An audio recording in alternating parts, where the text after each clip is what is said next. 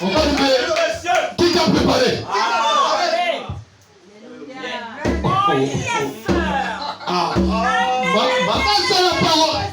Makiala n'a rien inventé. Nous sommes en train de lire la Bible.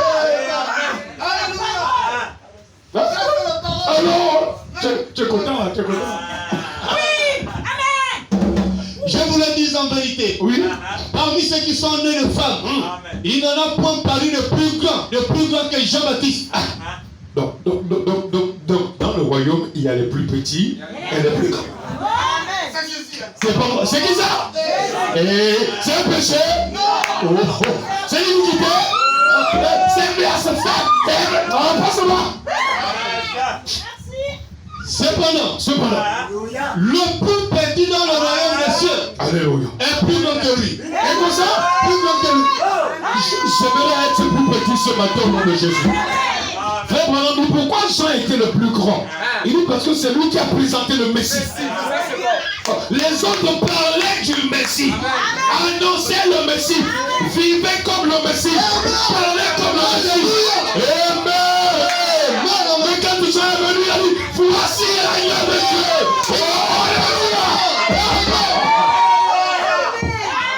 Quand on était dans les bars, on dansait. Quand on était dans les boîtes de l'union, on s'enroulait. C'est ma roue la forme. Je suis fou de joie. Yes, sir. Laissez-nous tranquilles. Nous sommes dans nos choses. Alors, depuis le temps de Jean-Baptiste, oui, jusqu'à présent, le royaume des cieux est forcé. Alléluia. Et ce sont les violents qui s'en emparent. Dis à quelqu'un, il faut te faire violence. Arrête tes mauvaises habitudes. Abandonne la colère. Abandonne la haine. Abandonne les critiques. Abandonne le mépris. Abandonne l'arrogance. Abandonne les médisances. Jette tout ça dans le Jésus. Fais-toi violence. Il faut aller vers Jésus. Alléluia. Alors, basta. Oui. Le dernier. Le dernier. Le messager. Frère Branham a commencé à prêcher, il avait quel âge? 17 ans. Il avait quel âge? Il avait quel âge? Jean a commencé à 30 ans. Maintenant, le plus petit là, c'est pas Frère Branham. Ah bon. Jean commence à prêcher, il a quel âge? 30 ans. Et Frère Branham arrive, il commence à prêcher, il a quel âge? 17 ans. Il a quel âge? 17 ans. Bon, c'est pas nous qui avons écrit, hein. C'est Jésus qui a prophétisé. Qui sera plus grand que Jean? Ah, il annonçait donc le second. Amen. C'est ça. Amen. Et j'ai pas vu ça, les amis. On se sent bien ce matin. Non, Jésus est en train d'annoncer le second. Le dernier est le plus petit. D'abord, il a dit dans un verset, le plus petit, ce sera le plus grand. Quand les disciples ont dit, mais qui sera le plus grand? Jésus dit non, le plus grand parmi vous, c'est celui qui sera le plus petit. Il est le serviteur de tous. Qui nous a servi la nourriture autant convenable? Qui a préparé le repas de l'épouse?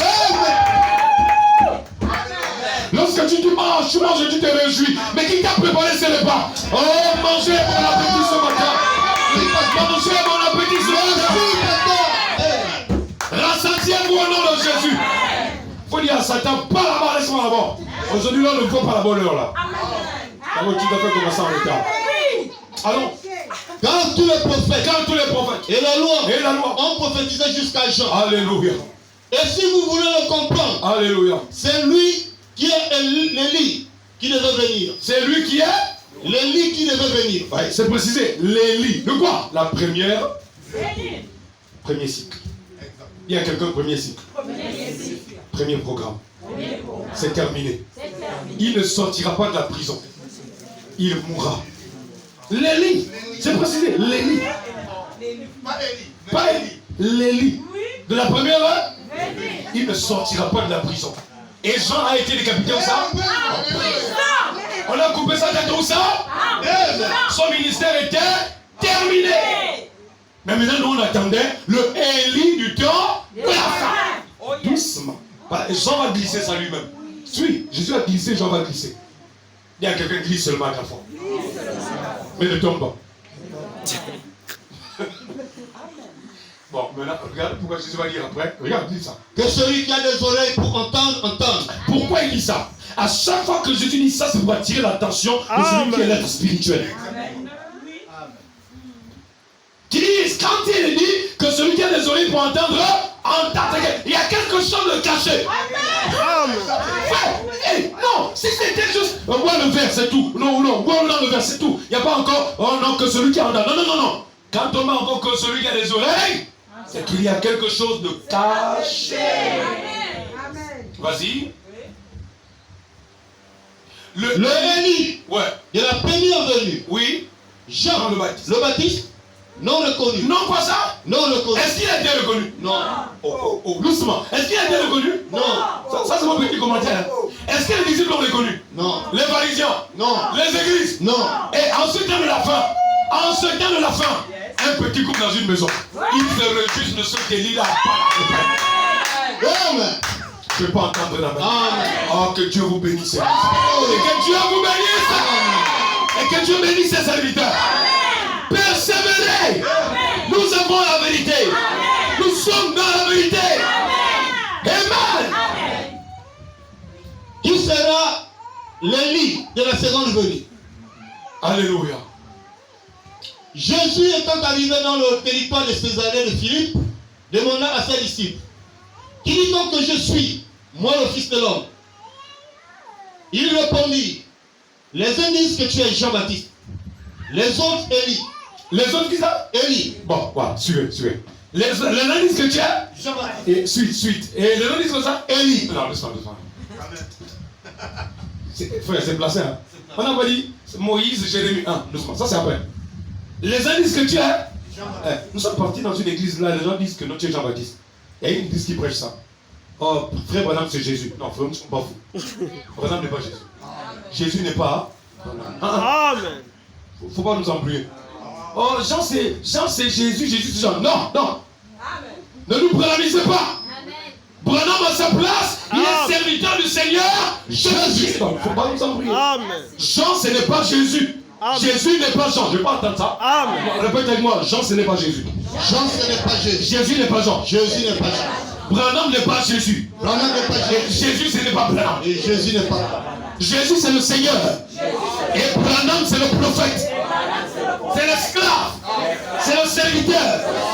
Fidèle. Établi sur l'église. Pour nous donner la nourriture spirituelle au temps convenable. Les uns disent que tu es Jean-Baptiste. Les autres. Les autres Élie. Alléluia. Les autres Jérémie ou l'un des prophètes. Ça, c'est les uns. Bon, maintenant, bon, afin de classer. Et vous? Et vous? Donc, arrêtez de m'amener. Oh, j'étais dans telle église, j'ai entendu ça, je viens ici. Mais ça, c'est contraire à ce que j'ai prêché. Toi-même, tu dis quoi? C'est pas ce que tu entends partout. Amen. Toi-même, ta foi dit quoi? Il dit, ce matin, ta foi dit quoi? Non, j'étais chez telle église là-bas, tel pasteur, il a dit que frère Branham. Non, toi-même, tu dis quoi? Père éternel, tu ne lis pas la Bible. Vous n'écoutez que ce que disent les pasteurs. Lisez la Bible, lisez les brochures. Alléluia. Personnellement, vous-même, vous dites quoi? Laissez-moi les histoires. On a dit. Laissez ça. Amen. L'église de Dieu ne doit pas seulement fonctionner avec les on a dit. Amen. Voilà, c'est là où vous voulez les amener. Et vous? Oui. Leur dit-il: qui dites-vous que je suis? Simon Pierre répondit: tu es le Christ, le Fils du Dieu vivant. Alléluia. Depuis la 6e heure jusqu'à la 9e, il y eut des ténèbres sur toute la terre. Et vers la 9e heure, Jésus s'écria d'une voix forte: Élie, Élie, lama sabachthani. C'est-à-dire, mon Dieu, pourquoi m'as-tu abandonné? Doucement. Jésus a dit quoi ça? Élie, Élie, lama sabachthani. Oh, Élie sans E à la fin, ça veut dire mon Dieu. Élie avec E, ça veut encore dire serviteur de Dieu ou encore toujours mon Dieu. Bon, Jésus est à la croix, il crie Élie. En réalité, en hébreu, la prononciation ne change pas. Mais c'est en inscrivant que ça change. Quelqu'un me suit? C'est pourquoi pour eux, Jésus à la croix, quand il crie Élie, c'est ah, il appelle Élie de secourir. Comme Élie n'est pas mort, il viendra avec les chars de feu. Suivez bien. Repartons au calvaire. Il appelle Élie. Chacun commence à attacher son pain ici, il vient de manger bar. Élie, char de feu. Mais le juif connaît l'histoire. Si Dieu descend, c'est un carnage. Donc il est Élie. Pierre, qui était en distance, dit, est-ce qu'il n'appelle pas Élie la montagne aussi? Et il est resté en distance. Suivez maintenant. Pourquoi il a crié? C'est-à-dire, mon Dieu, pourquoi m'as-tu abandonné? D'accord. Quelques-uns de ceux qui étaient là, l'ayant entendu dire, il appelle Élie. Alors, l'interprétation de ceux qui sont là, quand ça arrive dans leurs oreilles, dans leur cœur, qu'est-ce qu'ils se disent? Il appelle avec un. D'accord. Il y a des termes et des pensées qui ont été émises des cœurs des hommes involontairement, comme Caïphe qui pouvait dire, il est agréable et bon qu'un seul meure, au lieu que tout le monde, tout le peuple soit détruit. Caïphe n'a pas dit ça parce qu'il aimait Jésus, mais il voulait se débarrasser de Jésus. Mais c'était en même temps une prophétie. Quelqu'un me suit? Ici, Jésus est en train de mourir. Pendant qu'il est en train de mourir, il crie Élie, Élie, lama sabachthani, mon Dieu, pourquoi m'as-tu abandonné? Alors, Jésus-Christ appelle l'Éternel la colombe. Nous allons le voir. Qui descendit sur lui sous la forme d'une colombe. Le Saint-Esprit qui sortit encore de lui. Or, Jean n'était pas là pour voir comment elle est sortie. Mais Jean était là aujourd'hui pour voir comment elle est rentrée. Mais quant à lui, le Mashiach, il a vu le Saint-Esprit sortir sous la forme d'une colombe. Il s'est mis à crier Élie, Élie, lama sabachthani. Frère, mon ami, Dieu ne pouvait pas mourir. Mais Dieu devait aller jusqu'à la mort. Je porte un Dieu d'amen. Ça va? Dieu ne pouvait pas mourir. Il devait aller jusqu'à la mort. Parce que le but c'était d'attirer, dit-il, il dit le dard. C'est la dard ou le dard? Vous qui parlez français? Si c'est la dard, c'est toi qui fais la faute. Le dard, hein? Tu es sûr? Ok, le dard. C'est derrière toi que j'ai dit ça.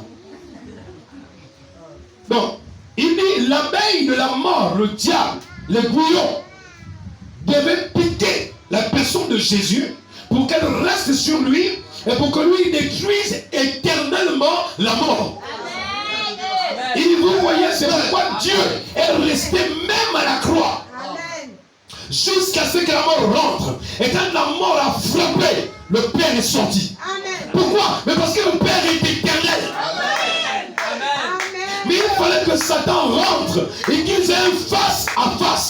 Et il faut me ramener à ce moment, la puissance de la mort et de la tombe a été vaincue. C'est pourquoi quand il ressuscite dans Apocalypse 1, il dit, je tiens les clés de la mort et du séjour des morts. Ça c'est pas fait. Amen. À la tombe de Lazare, il dit, je suis la résurrection et la vie. Ce n'était pas l'homme qui parlait, c'était Dieu dans l'homme. Et donc, mon frère Branham, tu aimes trop vanter Jésus. Branham dit, je n'ai pas assez de temps. Je vais vanter Jésus pendant toute ma vie. Il dit, si j'avais 10 000 vies, je continuerai à vanter Jésus. Et la femme dit, Jésus n'était pas Dieu. Branham dit, pourquoi vous dites ça? Et elle dit, ah, parce que quand il allait dans la tombe de Lazare, il pleura. Branham dit, c'est tout. Elle dit oui. Branham dit, mais oui, c'était un homme. Quand il pleura, car il avait des émotions, il avait de la compassion. Mais Branham dit, mais quand il a dit Lazare, sors, ce n'était pas un homme, c'était Dieu. Lazare, sors, mon frère, sors, ma soeur, sors. Branham dit, le mort est sorti. La femme a fermé la bouche. Un prophète, c'était plus qu'un prophète. Frère Branham, c'était plus qu'un prophète. Si Jean était plus qu'un prophète, c'est que Branham était plus qu'un prophète. Alléluia. Alors frère, allons-y. Et aussitôt, Ouais. l'un de courut prendre une éponge qui remplit de vinaigre Et l'ayant fixé à un roseau, il lui donna à boire. Mais les autres disaient, laisse, voyons si Élie viendra le sauver. Laisse. Voyons si Élie viendra. Donc là, nous parlons de la seconde venue. Donc, il fallait qu'il y ait un Élie dans la seconde venue. Et là, maintenant, nous allons rentrer après. Descendons rapidement. Retenons d'abord sur. Retenons. La première venue est son Élie. Une autre prophétie nous interpelle. Jean, Élie n'a fait aucun miracle, mais il avait une mission de première importance, plus grande que le miracle. C'était de présenter le sacrifice parfait, l'agneau de Dieu. Très bien. Il n'a fait aucun miracle. Il n'a ouvert aucune mer, aucun Jourdain, aucun mur de Jéricho, aucune montagne n'a été déplacée par l'effet de la puissance, alors qu'il était rempli de puissance. Mais la puissance qu'il avait, c'était de préparer le peuple, d'aplanir les cœurs qui étaient remplis de fausses doctrines. Où nous avons établi des montagnes. J'aime dire, l'aspect d'une montagne, c'est d'empêcher de voir de l'autre côté. Et si les gens sont séparés de Dieu, c'est encore des collines et des montagnes. Donc, Jean veut pour devoir d'aplanir les collines et les montagnes. Quoi? Les compréhensions, les interprétations des pharisiens, des sadducéens et des hérodiens. Les gens attendaient ça chap physiquement. Ah non. Dis à quelqu'un, le programme de Dieu n'a pas failli. On attendait pour que les montagnes soient aplanies. Non, ça a été aplani, frère. À la manière de Dieu. Donc le programme de Dieu ne peut pas faillir. Il y a eu un fait effectivement sur ça. Alléluia. Et alors, prenons maintenant Malachie 3. Malachie 3, 1. Voici. J'enverrai mon messager. Il préparera le chemin devant moi. Et soudain entrera dans son temple le Seigneur que vous cherchez et le messager de l'alliance que vous désirez. Très bien. Donc quand Jean est au Jourdain et Jésus arrive, nous allons lire le texte. Effectivement, Jésus en marchant vers Jean, en allant vers Jean, pour dire pourquoi fallait-il que Jésus soit baptisé par Jean. Il dit simplement, il fallait un prophète. Il y a quelqu'un qui fallait un prophète. Il y a quelqu'un qui fallait un prophète. Il fallait un prophète.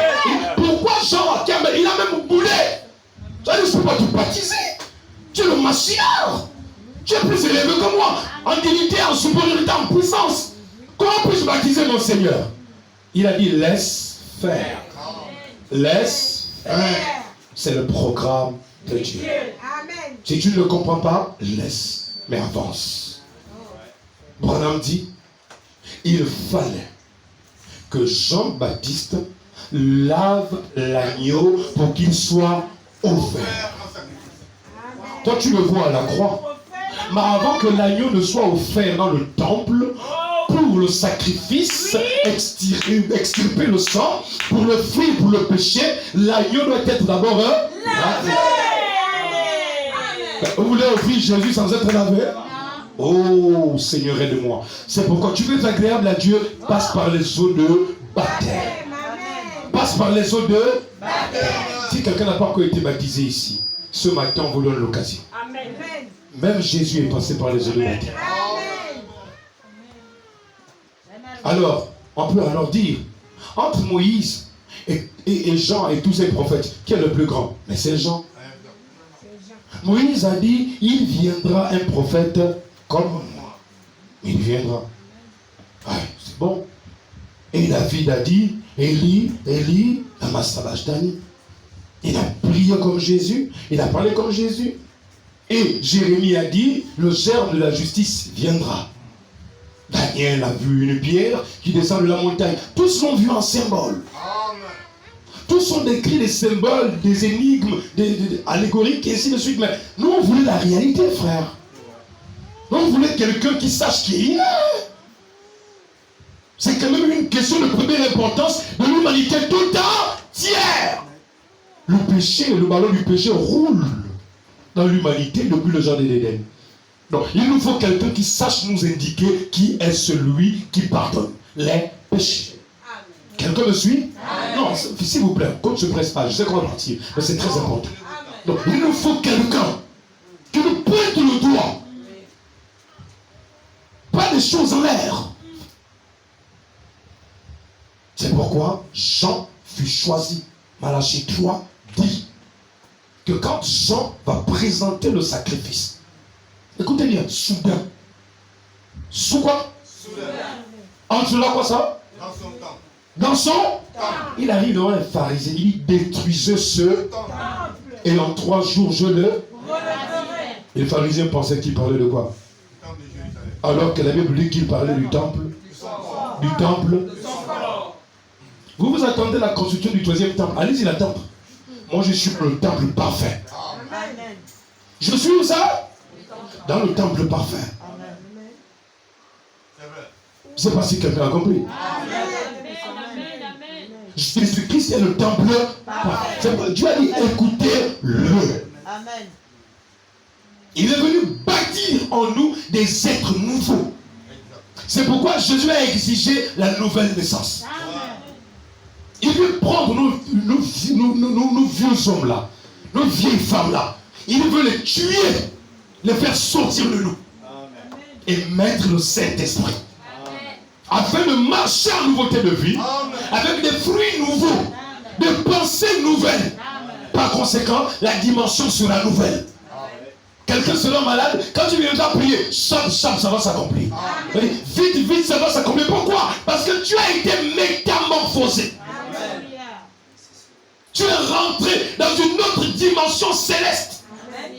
Pas parce que tu l'as voulu, mais parce que Dieu t'a choisi. Combien de personnes ne croient pas en Jésus? Mais toi, tu crois. Mais si tu crois, c'est pour être comme lui. Et lui n'envoie pas ses enfants sur la terre sans puissance. Surtout pas notre génération, nous sommes en train de descendre. Nous sommes la génération qui avons l'esprit et la puissance de nous. Elle a pour ordre de rétablir toutes choses. T'as tu es au chômage, tu as un métier. Ce matin, je déclare que je rétablis toutes choses. Amen. Toi qui as les trompes bouchées, des reins bloqués, des affaires bloquées, je rétablis ça au nom de Dieu. Amen. Je dis, je suis derrière l'onction de Malachie 4. Ce n'est pas une affaire de supposition. C'est quelque chose que je sais. Qui est la vérité fondamentale des Écritures. C'est placé là. Tout est aligné. Tout concorde. Alléluia. Nous descendons à l'écriture après écriture. Allez, vas-y. Voici, il vient, dit l'Éternel des armées. Attends, j'ai oublié quelque chose. Il vient, le messager de l'alliance. Vous voyez pourquoi Jean est venu nous faire basculer de l'ancienne alliance à la nouvelle alliance. Église, ça va? Oh, frère Branham ne pouvait pas jouer ce rôle. Mais le premier messager du premier cycle devait faire passer les gens de l'Ancien Testament au Nouveau Testament. Ça va? Or, mais ça, un prophète des nations n'a pas le droit de faire ça. Ça doit être un juif. C'est pourquoi on vous dira que la mère de Jean-Baptiste était fille de qui? Aaron. Quoi, vous pensez qu'elle a été choisie par hasard? Non. Oh, Père éternel. Et son père était quoi? Sacrificateur. C'est pas un hasard, frère. Je ne peux pas donner Jésus, c'est juste par hasard. Je vais essayer, peut-être ça va marcher. J'aimerais. Quoi? Dieu? C'est programmé. Frère, Malachie, tu as écrit, j'en ai selon la prophétie. Je vais te dire ce matin, tu es né selon le message de l'heure. Ne doute pas ça. Tu ne peux pas croire ça si Dieu n'a pas parlé de toi dans ce message. Et tout ce qui a été dit ici doit s'accomplir au nom de Jésus-Christ. Ce n'est pas une discussion avec Satan. Ça n'a rien à voir avec les parents. Les petites loges, machin qui peuvent nous embrouiller. Il n'y a plus d'un problème. Nous ne sommes plus à ce niveau bas. Nous sommes dans un autre monde. Un monde où Dieu nous enferme avec lui. Une relation intime et personnelle. Où Jésus t'apparaît, il se fait voir à toi. Il te donne acte 1 des signes de sa présence. Ce n'est plus la foi. Un frère Branham m'avait fait. Toi tu vois Jésus. Tu fais des choses. Pourquoi? Parce qu'on doit sommeiller une puissance que tu ignores. Alléluia. Donc, ne confondons pas la première venue, son cycle, et la seconde venue et son cycle. Tout va par cycle. Même ceux qui ont fait l'école, ils le savent. Il y a des cycles dans la vie. On ne peut pas prendre quelque chose qui s'est accompli il y a 2000 ans, on amène ça aujourd'hui. Ou quelque chose qui doit s'accomplir aujourd'hui, on amène ça là-bas. Ils n'ont pas compris. Si je dis ça à Jean et à Pierre, il y a Branham qui viendra. Il dira Branham c'est qui? N'est-ce pas? Oui, si je si Jésus leur disait non, il y aurait un prophète du nom de Branham. Non, on n'a jamais entendu chez les Juifs, hein? Non, jamais Branham, non. Pierre, non, jamais. Non, Branham, non. Dans quel tribu? Branham, non, jamais entendu parler. Abraham, oui, mais Branham, non. C'est pourquoi Jésus dit, dans Acte 1, ce n'est pas à vous de connaître les temps et les moments que le Père a fixés de sa propre autorité. Ce n'est pas à vous. Et c'est ça. Il y a des choses que je peux vous dire, mais il y a d'autres que je ne peux pas vous dire. Ce n'est pas important. Même si je dis, même Daniel a pleuré, Daniel 12, il a pleuré. Seigneur, j'ai entendu, mais je ne compris pas. Genre, même si on te dit, tu vas comprendre quoi? On dit, scelle seulement le livre jusqu'au temps de la fin. Plusieurs liront le livre et la connaissance augmentée. Merci Seigneur Jésus. Est-ce que Dieu augmente ta connaissance au nom de Jésus? Je dis ce matin que Dieu augmente ta connaissance au nom de Jésus. Maintenant, le message là, après ça, tu quitteras d'ici. Plus personne ne pourra te dire, par exemple, c'est un faux prophète. Je dis plus personne. Tu sors d'ici avec la conviction que Dieu est dans la vérité de vérité. Et tu marches dans les principes du programme de Dieu. Pas de la religion, parce que la religion, on a vu que c'est pas bon. Vas-y, qui pourra soutenir le jour de sa venue? Maintenant, là, nous parlons de quoi maintenant? La seconde. Vous voyez comment tout est placé, frère? Oh, la première venue, les gens ont soutenu. Soutenir, c'est quoi? Oh, mais qui soutient l'œuvre du Seigneur? Il y a eu les apôtres. Mais aujourd'hui, frère, qui veut soutenir le ministère d'aujourd'hui? Après Malachie 3, c'est Malachie 4. Et même dans Malachie 3, Dieu inclut la seconde venue. Qui pourra soutenir? Vas-y. Qui pourra soutenir le jour de sa venue? Donc il y a une venue. Je peux entendre la main? Non, je n'ai pas entendu. Donc il y a une venue. Le Messie doit venir. S'il est venu pour la première fois, les anges nous disent, le même qui est venu, il reviendra. Comment voulez-vous qu'on se prépare sans sang? Comment voulez-vous qu'on monte sans sang? Sans prophète, sans Élie, le Élie du dernier jour. Vas-y. Qui restera debout quand il paraîtra? Doucement. Qui restera comment? Debout. Oh, mais depuis que Jésus est venu, les gens, nous sommes debout, non? Oui. N'est-ce pas? Oui. Donc ce n'est pas alors de ce messager. Là, dans la vie dont on parle, ça c'est la seconde. C'est la seconde. Enfin, j'ai dit aux gens en prison, ne faisons pas mentir la Bible. Ne faisons pas mentir. Ça fait 2000 ans que nous sommes debout. Ça fait 2000 ans. Ici, nous parlons du jugement. Vas-y. Car il sera comme le feu du fondeur. Alléluia. Comme la potasse de foulon. Donc il va brûler. Il va brûler. Il y a quelqu'un, Jésus va brûler. Le feu va brûler. Voilà ce qu'on attend, le jugement et la colère de Dieu. La seconde venue, c'est le jugement et la colère de Dieu. Allez, vas-y, pasteur. Monte là-bas, mon ami, monte. Il s'assiera. Il s'assiera. Oui. Fondra. Oui. Et purifiera l'argent. Il purifiera les fils de Lévi. Il les épurera comme il épure l'or et l'argent. Et ils se présenteront à l'Éternel. Ils présenteront à l'Éternel plutôt des offrandes avec justice. Oui. Alors l'offrande de Juda et de Jérusalem sera agréable. Sera agréable à l'Éternel comme aux anciens jours, comme aux années d'autrefois. Voilà, Malachie 3:5. Je m'approcherai de vous pour le jugement. Donc, doucement. Je m'approcherai de vous, pourquoi ça? Le jugement. Alors, est-ce que ça c'était la première venue? Non. Ça, nous centrons maintenant dans la seconde. C'est quoi je dis? Ne nous amenez pas à faire comme si la Bible n'existe pas. Amen. La seconde venue, c'est la venue du jugement. Vas-y, je me hâterai de témoigner contre les enchanteurs, donc les magiciens, les praticiens, tout ça là, les sectes. Ouais. Oui, vas-y.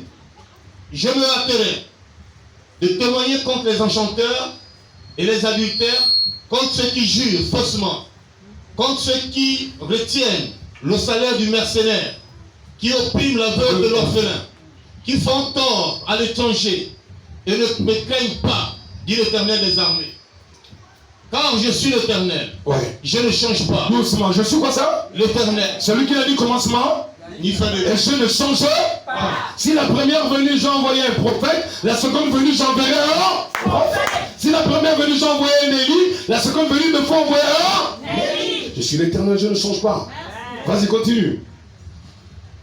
Car je suis l'Éternel, je ne change pas. Alléluia. Et vous, enfants de Jacob, vous n'avez pas été consumés. D'accord. Au 6.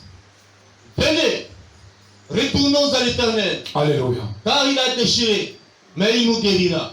Il a frappé, mais il bandera nos plaies. Il nous rendra la vie dans 2 jours. Le 3e jour, il nous relèvera. Alléluia. Et nous vivrons devant lui. Alléluia. Connaissons. Doucement. Connaissons. Cherchons à connaître l'Éternel. Cherchons à connaître l'Éternel. Sa venue est aussi certaine que celle de l'aurore. Doucement. La venue est quoi ça? Aussi certaine. Doucement.